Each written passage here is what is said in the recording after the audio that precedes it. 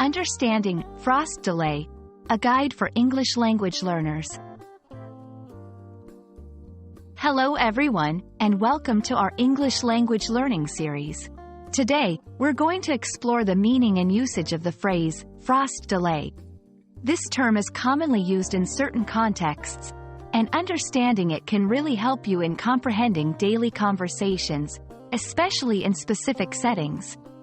Let's dive in. Frost delay is a term most commonly used in golf courses and gardening. It refers to a temporary halt or postponement of activities due to the presence of frost on the ground. Frost, a layer of ice crystals that forms on cold surfaces, can be damaging to plants and grass, making it crucial to delay activities until it melts. This term highlights the impact of weather conditions on daily activities. Golf courses. In golf, a frost delay is announced when frost is present on the course. Golfers are required to wait until the frost has melted to begin or resume play. This delay protects the grass from damage, as walking or playing on frost-covered grass can harm it.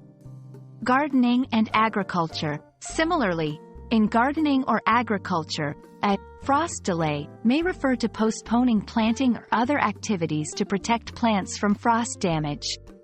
It's a precautionary measure taken to ensure the health of the plants. Understanding terms like frost delay shows how weather can influence our daily language and activities.